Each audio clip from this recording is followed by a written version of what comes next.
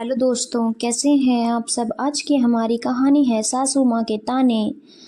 सोनाली, देख सामने वाली कोमल को। उसकी डिलीवरी को केवल 15 ही दिन हुए हैं और पोछा भी लगा रही है। अभी मैंने देखा था, पोछे का पानी बालकनी से फेंक कर गई थी। सास सुमन जी ने सोनाली को कहा, क्या इतनी जल्दी? हाँ देखना, बेचारी को सास ने आराम भी नहीं करने दिया। खैर, सबकी अपनी अपनी किस्मत है, सास ने मुस्कुराते हुए कहा। थोड़ी देर बाद जब सोनाली बालकनी में गई तो देखा कोमल बच्चे के छोटे छोटे कपड़े धोकर अपनी बालकनी में सुखा रही थी। दोनों की नजरें टकराईं और स्माइल पास कर दी। शायद सोनाली भी कोमल का दर्द समझती थी। सोनाली बालकनी से वापस अपने कमरे में आ गई और ना चाहते हुए भी 4 साल पीछे चली गई। सोनाली जब गर्भवती हुई थी तब यह खबर सुनकर घर में सभी बहुत खुश हो गए थे और उसी के साथ शुरू हो गया था सोनाली के लिए प्यार भरी नसीहत का सिलसिला। कोई कहता कि ज़्यादा काम करना तो बच्चा नॉर्मल होगा, कोई कहता नारियल खाना, कोई कहता कि आराम करना, कोई कहता वॉक करना, लेकिन सबसे बड़ी जो नसीहत मिली थी वह थी मम्मी जी की। मम्मी जी के अनुसार अगर डिलीवरी नॉर्मल करवानी है तो गर्भावस्था का पूरा समय सोनाली को भरपूर काम करना पड़ेगा और अगर उसमें थोड़ा भी आराम किया तो बच्चा भारी हो जाएगा और डिलीवरी ऑपरेशन से ही होगी। इसलिए बड़ों की बात को मानते हुए सोनाली ने भी भरपूर काम किया, लेकिन इसी बीच अपनी सेहत का भी ख्याल रखा। खाने पीने में और दवाइयों में किसी भी तरीके की कोई लापरवाही नहीं बरती। लेकिन फिर भी ईश्वर ने जो हमारी किस्मत में लिखा है होता तो वही है। ऐन मौके पर कुछ दिक्कत आ जाने की वजह से सोनाली का प्रसव सिजेरियन से ही हुआ। इस पर भी उसकी हालत कुछ ज़्यादा ही खराब हो गई थी, या यूं कहें कि जान बचाना ही मुश्किल हो गया था। यह समय था सोनाली के लिए और उसकी बेटी के लिए बहुत ही मुश्किल से भरा समय था। 10 दिन से सोनाली हॉस्पिटल में रही, जिसमें शुरुआत के दिन तो सोनाली और बच्चे दोनों के लिए ही बहुत कष्टदायी थे। ऐसे समय में डॉक्टर ने हिदायत दी थी कि सोनाली को पूरा पूरा आराम और केयर की ज़रूरत है। इसके साथ ही शुद्ध पौष्टिक खाना और समय पर दवाइयाँ लेना बहुत ज़्यादा ज़रूरी है, वरना सोनाली के लिए दूसरी बार माँ बनना बहुत मुश्किल हो जाएगा। सोनाली की सास अब उसका बहुत ख्याल रखने लगी थी, लेकिन शायद मजबूरी में। कहते हैं ना कि जब एक औरत माँ बनती है तो वह शारीरिक और मानसिक दोनों ही तरीके से कमज़ोर हो जाती है। जहाँ सोनाली की सास शारीरिक तौर पर उसे मजबूत बनाने के लिए उसका ख्याल रख रही थी, वहीं हर पल उसे मानसिक आघात भी पहुँचा रही थी। सोनाली, ले नाश्ता कर ले, तेरे लिए दूध और दलिया बनाया है, इससे दूध ज़्यादा उतरेगा और शरीर के लिए भी अच्छा है।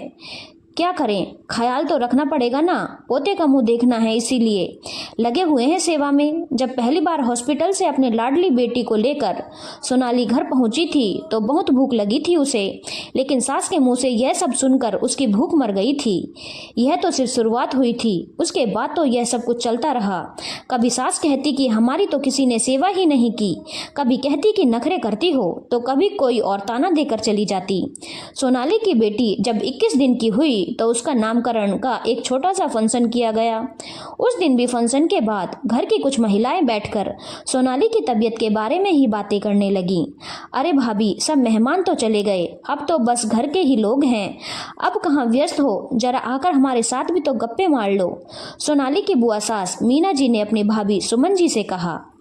अरे मीना जी, हमारे नसीब में आराम कहाँ, बहू घर लाए और पेट से हो गई। जब पेट से हुई तब से ही उसकी सेवा में लगे हैं।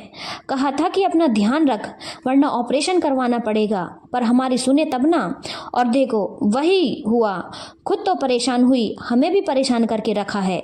सबने तो खाना खा लिया, पर यह भारी रसोई उससे थोड़ी ना खाई जाएगी, इसलिए उसके लिए खिचड़ी बनाई है, बस वही देकर आऊं, फिर महारानी को चाय भी देनी पड़ेगी। सुमन जी ने तेज आवाज में ताना मारा, जिसकी आवाज सोनाली के कानों में पड़ चुकी थी। पिछले 10 दिनों में सोनाली के साथ जो व्यवहार हो रहा था उससे वह पहले ही बहुत आहत थी, पर उस दोपहर के 3 बजे तक खाना न मिलने के कारण भूख से तड़प रही थी। ऐसे में जब सोनाली ने सास के द्वारा यह कटु वचन सुने तो उससे रहा नहीं गया और बोल पड़ी, मम्मी जी, सोच रही हूँ कि कुछ दिनों के लिए मायके चली जाती हूँ। वैसे भी आप मेरी सेवा करते करते थक चुके हैं ना।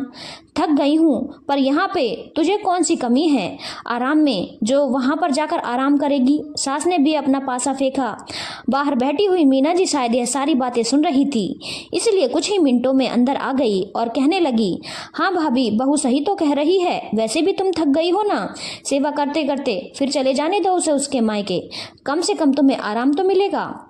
ऐसे कैसे चली जाने दूं जीजी, पेट से थी बहू तब से लेकर डिलीवरी तक पूरे 9.25 महीने मैंने सेवा की, और अगर अब ये मायके चली गई तो नाम जो उन्हीं का होगा, मेरे तो किए कराए पर पानी फिर जाएगा। सुमन जी गुस्से में कहा, अच्छा भाभी, तो इस समय तुम जो बहू की सेवा कर रही हो वह सिर्फ इसीलिए कर रही हो ताकि तुम्हारा नाम हो। वाह भाभी वाह, लेकिन एक बात बताओ, क्या बहू को केवल शारीरिक रूप से ही आराम की जरूरत है, मानसिक नहीं?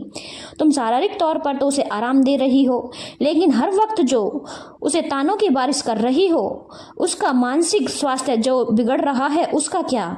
और याद रखना, अगर उसका मानसिक स्वास्थ्य बिगड़ा तो ये जो तुम्हारी सेवा है ना, उसका कोई फायदा नहीं होने वाला। जो तुम कह रही हो कि सेवा करने से तुम्हारा नाम होगा, तो नाम तो नहीं होगा, बदनाम जरूर होने वाली हो। मैं पिछले 3 दिनों से देख रही हूँ, बहू को खाना देती हो तो ताना मारकर, बच्चे की पॉटी साफ करती हो तो ताना मारती हो, यहाँ तक कि दवाई और दूध देते हुए भी उसे ताना मार ही देती हो। क्या ऐसे बहू को आराम दिया जाता है? बुरा मत मानना भाभी, लेकिन शायद तुम अपना समय भूल गई हो। आराम तो तुमने भी किया था भाभी, लेकिन तुम्हें कुछ याद नहीं। खैर, मेरा फर्ज था तुम्हें आईना दिखाना, जो मैंने कर दिया है। बाकी घर तुम्हारा है, बहू तुम्हारी है, जो मर्जी भी तुम्हारी ही है। मैं तो वैसे भी कल अपने घर चली जाऊंगी। मीना जी ने अपनी बात बड़े ही साफ शब्दों में कह दी। अब तक गुस्से से भरी हुई सुमन जी धीरे धीरे शांत हो चली थी। शायद आज उन्हें अपनी गलती का एहसास हो गया था। मीना जी ने उन्हें वाकई में आईना दिखा दिया था। सही कहा जीजी, मैं सच में सब कुछ भूल गई थी, लेकिन आज आपने मेरी आंखें खोल दी। मैं भूल गई थी कि कैसे अम्मा जी ने जापे में मेरी मदद की, कोई काम नहीं करने देती थी, यहाँ तक कि 21 दिन तक तो मुझे कमरे से भी बाहर नहीं आने दिया ताकि मुझे पूरा आराम मिले। उस समय तो कोई साधन भी नहीं थे, फिर भी अम्मा जी ने बिना किसी सहायक के अकेले सब कुछ संभाला, और वो भी बिना किसी शिकवे शिकायत के या तानों के। और एक मैं हूँ, मैं सचमुच भूल गई थी कि जब एक औरत माँ बनती है तो उसे शारीरिक और मानसिक रूप से कोई परेशानियों का सामना करना पड़ता है। जहाँ एक तरफ उसे अपने छोटे से बच्चे को संभालना होता है तो दूसरी तरफ उसे अपने शरीर का ध्यान रखना होता है। हाँ भाभी, जब एक औरत अपने घर में एक नन्ही सी जान को पालती है तो वो उसे अपने खून से सींचती है, असहनीय पीड़ा को भी सहकर अपने बच्चे को जन्म देती है। इस समय उसके लिए जिंदगी का नया सफर शुरू हो जाता है, जहाँ पर उसे अनेक शारीरिक और मानसिक बदलाव का सामना करना पड़ता है। ऐसे समय में उसे प्यार, अपनेपन और सही सलाह की जरूरत होती है, आराम की जरूरत होती है। और मेरी नज़र में एक सास से बेहतर सलाहकार और प्यार करने वाला कोई नहीं हो सकता, क्योंकि वो भी एक औरत है और उसे उस दौर से गुजर चुकी है।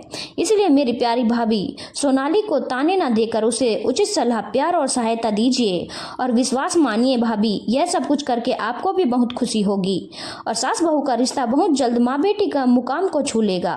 उस समय भी सोनाली मीना जी की बातों को सुनकर अपने कमरे में बैठे बैठे अपनी आंखें भिगो रही थी, और आज भी मीना जी की उन बातों को याद करके अपनी आंखें भिगो रही है और दुआ कर रही है कि हर औरत को गर्भावस्था और डिलीवरी के समय प्यार और सहायता और सही सलाह मिले। धन्यवाद दोस्तों। अगर आपको कहानी अच्छी लगी हो तो चैनल को लाइक, शेयर और सब्सक्राइब करना ना भूलें।